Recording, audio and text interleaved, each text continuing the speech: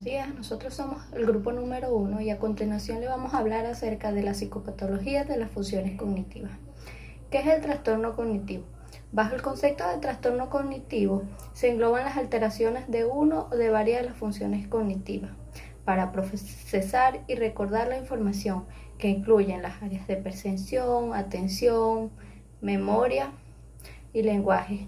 Entre las alteraciones cognitivas más frecuentes se encuentran el delirio, la amnesia, la demencia, la enfermedad de Alzheimer, la enfermedad de Parkinson, etc. Asimismo, algunos deterioros y desórdenes adquiridos también provocan el trastorno cognitivo, como el accidente cerebrovascular, el traumatismo craneal. Entre la población infantil son comunes los trastornos de desarrollo cognitivo, que afectan el área de lenguaje o de la atención, como lo es el trastorno de atención e hiperactividad. ¿Cuáles son los síntomas del trastorno cognitivo? Estos trastornos suelen empezar a manifestarse con dificultades de atención, concentración y orientación. Cuando el trastorno avanza, también se da una desestructuración del pensamiento y de la percepción. Otros síntomas frecuentes de estas patologías son la dificultad para andar, mantener el equilibrio, la somnolencia, el cansancio, los cambios de la personalidad e incapacidad para recordar cosas. ¿Cuáles son las causas de este trastorno cognitivo? La vejez es la causa principal de los trastornos cognitivos, pero el modo en que se llega a la vejez es lo que lo determina si se va a sufrir o no.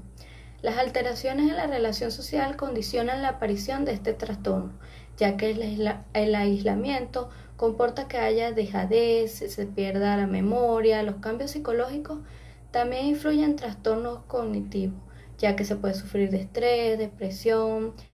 Hola, mi nombre es Gabriela Castillo. A continuación voy a desarrollar el contenido referente a los recursos terapéuticos y los criterios diagnósticos de las psicopatologías de las funciones cognitivas. Para comenzar, quiero mencionar que para llegar a un diagnóstico psicopatológico se puede utilizar un diagnóstico sintomático o un diagnóstico etiológico, donde el diagnóstico sintomático se refiere precisamente a diagnosticar en base a los síntomas que presenta un paciente, mientras que el diagnóstico etiológico debe establecer una causa-efecto para determinar una conclusión. Tal sería el caso de un paciente con estrés postraumático. Dado que en su mayoría las psicopatologías de las funciones cognitivas se deben a causas biopsicosociales, es muy común optar por diagnósticos sintomáticos. Estos se obtienen a través de la identificación de ciertos síntomas o criterios previamente establecidos en manuales diagnósticos en los pacientes. Algunos de estos criterios, también llamados criterios de inclusión, son los siguientes. Se producen en las personas un deterioro neurocognitivo que persiste en el tiempo. Este deterioro debe ser comprobado a través de información anamnésica proporcionada por terceras personas o por los resultados que arroje alguna prueba neuropsicológica. Además de esto, se caracteriza también por sensación de fatiga al llevar a cabo actividades mentales, pérdida de la memoria, ausencia parcial o total de la capacidad de atención y dificultad en el aprendizaje. Cabe mencionar, o es inconveniente mencionar, que los psicólogos clínicos no pueden emitir un diagnóstico basándose únicamente en los resultados que arroje alguna prueba que pretenda medir ciertos constructos psicológicos, sino que además es necesaria una exploración más profunda que arroje datos sustanciales acerca del malestar que aqueja al paciente, para que el psicólogo a partir de ello pueda realizar una contrastación de los hallazgos obtenidos y emitir un diagnóstico acertado. Terapéuticos para el abordaje de la psicopatología de las funciones cognitivas destacan las siguientes estrategias terapéuticas. Sesiones terapéuticas en las que se le brinda a los pacientes charlas psicoeducativas con el fin de hacerlos conocedores de su propia realidad. Técnicas de reestructuración cognitiva, que le dan al paciente la oportunidad de reconceptualizar esquemas mentales disfuncionales que tengan acerca de su psicopatología y reincursarlos hacia perspectivas más favorables para su evolución. También la terapia de solución de problemas, que consiste en incrementar la capacidad de afrontamiento hacia ciertas situaciones de estrés o malestares acarreados por la psicopatología presentada. A su vez, también permite aprender a identificar las alternativas más adaptativas para cada situación. Además de esto se encuentra el entrenamiento de autoinstrucción, que consiste en modificar el diálogo interno de las personas cuando lo que éstas se dicen a sí mismas resulta contraproducente para afrontar adecuadamente cada evento que se presente desde la cotidianidad. Además de estas técnicas, también se utilizan las técnicas de neurofeedback. Para finalizar, cabe mencionar que para los pacientes que padecen una psicopatología de las funciones cognitivas es muy importante el apoyo familiar, una buena nutrición, actividad física y estimulación cognitiva. Gracias. Saludos. Existen distintos trastornos o patologías que han de afectar negativamente las funciones cognitivas de los infantes, y yo, Juan Prieto, procederé a explicarles algunas. Es importante mencionar que los trastornos pueden afectar una o varias de estas funciones al mismo tiempo. Por ejemplo, trastornos como el TDAH, el cual se define como un patrón persistente de interacción y o hiperactividad e impulsividad que interfieren en el funcionamiento o el desarrollo normal, afectan, como su nombre lo indica, la atención, pero también hay de afectar funciones ejecutivas, el aprendizaje y la memoria. Es importante aclarar que encontrar problemas de memoria en los niños es algo muy poco común. Cuando se observan problemas de memoria en estos debemos evaluar cómo está la atención del paciente, puesto que si presenta problemas de atención su memoria se verá afectada. Hay que recordar que si no hay atención en cantidad, calidad y duración, no habrá información que recordar y por ende no se va a almacenar. Otros trastornos que tienden a disminuir la atención de los niños son la depresión y la ansiedad infantil. En lo que respecta al lenguaje, algunos de los trastornos que podemos encontrar son trastornos de articulación.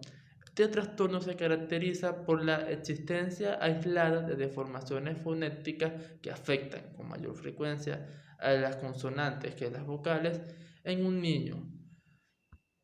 Por lo general, esto siempre se acostumbra a deformar el mismo fonema. Distinguiremos entre ese tipo de deformaciones el ceseo o estigmatismo interdental, que es cuando la extremidad de la lengua queda demasiado cerca de los incisivos entre los dientes, y el ciseo, que se caracteriza por una fuga de aire que puede ser uni o bilateral. También está el retraso de la palabra, que es la integración deficiente de los diversos fonemas que constituyen una palabra. Su número, su calidad y su sucesión pueden estar modificados. Hasta los 5 años, esto carece de significado. En caso de persistencia más allá de esta edad, es un signo de una perturbación en la integración y en el aprendizaje del habla. También podemos encontrar el retraso simple del lenguaje, que se caracteriza por la existencia de perturbaciones del mismo en un niño sin retraso intelectual, sordera grave ni organización psicótica. La construcción de las frases y su orden sintáctico se hallan perturbadas. También están las disfasias graves. Este término agrupa un conjunto de dificultades que van desde los retrasos simples del lenguaje a las alteraciones severas que relegan al niño a la ausencia de lenguaje más. Estas se caracterizan por alteraciones no solo en la expresión, sino en la comprensión de las palabras. También debemos hablar de la tartamudez, que es una perturbación integrable en el dominio de las interacciones orales. Debemos aclarar que este es un trastorno de la fluidez verbal y no del lenguaje en sí mismo, y se da aproximadamente en el 1% de los niños. Otro trastorno que es importante mencionar es la dislexia, que se caracteriza por la dificultad en la adquisición de la lectura en la edad promedio habitual. Al margen de cualquier déficit sensorial, está asociada con problemas de ortografía. En este se observan confusiones de los grafemas, cuya correspondencia fonética es parecida o también de forma semejante. También se suelen invertir, omitir o incluso agregar o sustituir algunas letras en la frase, por lo que la oración resulta afectada, cambiada, y el infante tiene problemas para entender lo que está leyendo. Este trastorno también ha de afectar el aprendizaje. El aprendizaje ha de verse afectado también por trastornos como el trastorno específico del aprendizaje, que es cuando un infante presenta dificultades persistentes para aprender actitudes académicas que surgen durante los años escolares. Del mismo modo, están las discapacidades intelectuales y la deficiencia mental que han de afectar el aprendizaje de los infantes. Otro trastorno del que debemos hablar es la esquizofrenia infantil. El diagnóstico de esta se basa en cambios manifiestos en el comportamiento de una persona con evidencia de pensamiento interrumpido que se pueden observar en el examen mental. Se debe mencionar que las demoras cognitivas son comunes en la esquizofrenia de inicio temprano. Se puede observar también déficits en la memoria, en el funcionamiento ejecutivo y en la atención. Los niños que desarrollan esquizofrenia a menudo tienen problemas premórbidos con el razonamiento verbal y la memoria de trabajo, la atención, la velocidad de procesamiento. El deterioro cognitivo generalmente ocurre al momento de inicio de la enfermedad. Las anormalidades premórbidas son evidentes en la mayoría de los jóvenes que desarrollan esquizofrenia. Buenas, mi nombre es Jorge Páez. Al día de hoy les voy a hablar acerca de lo que vienen siendo las psicopatologías de las funciones cognitivas dentro del ámbito de la adolescencia.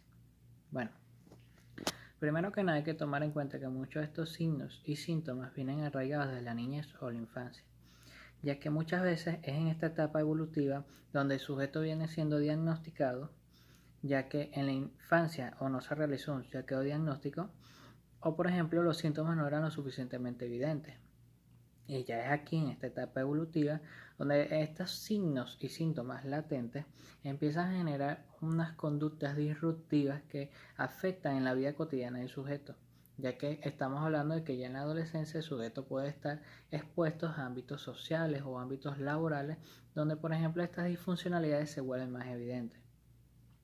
Cabe resaltar también que hay que tomar en cuenta las lesiones cerebrales, ya que por ejemplo a lo largo de la vida se pueden ocurrir muchos accidentes donde se pueden ocurrir este tipo de lesiones, donde por ejemplo quizás no es fácil evidenciarlas cuando es en un grado muy mínimo y que ya a grados mayores es más fácil o es demasiado evidente, ya que la disfuncionalidad del sujeto abarca muchas de las funciones cognitivas.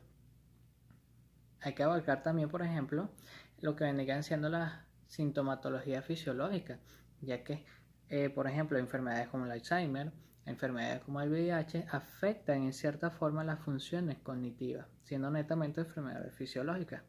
Por ejemplo, en el caso del VIH, siendo una enfermedad de transmisión sexual que puede estar presente en la vida de muchos adolescentes, este genera, por ejemplo, en el caso de muchos, una depresión, generando una sintomatología netamente neuronal. Entonces estamos hablando que esta enfermedad afecta de por sí ya las funciones cognitivas a raíz de la depresión que esta genera.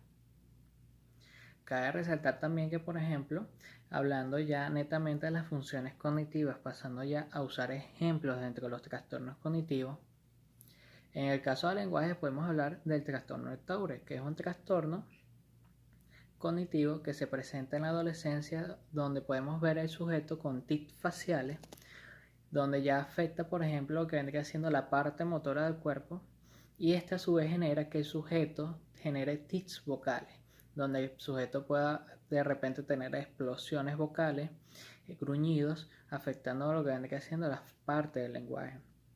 Podemos pasar a otras funciones cognitivas como el caso de la percepción, donde usaré como ejemplo los trastornos del consumo de sustancias, donde por ejemplo el consumo de sustancias puede alterar las funciones cognitivas de la percepción, debido a que la dependencia de este y los psicotrópicos pueden terminar haciendo que la persona alucine, incluso afectando lo que vendría siendo la memoria, teniendo vacíos temporales de la memoria en el sujeto.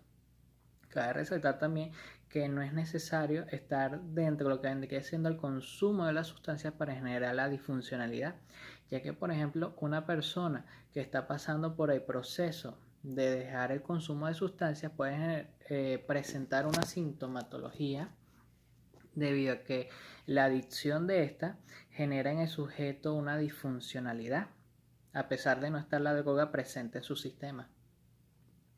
Pasando netamente, por ejemplo, otra de las funciones cognitivas, podemos encontrar los ciclos de sueño o vigilia. Es muy común que, por ejemplo, en adolescentes, estos ciclos de sueño se ven alterados ya bien sea por factores del entorno o el ambiente, donde podemos destacar los factores sociales, los factores escolares.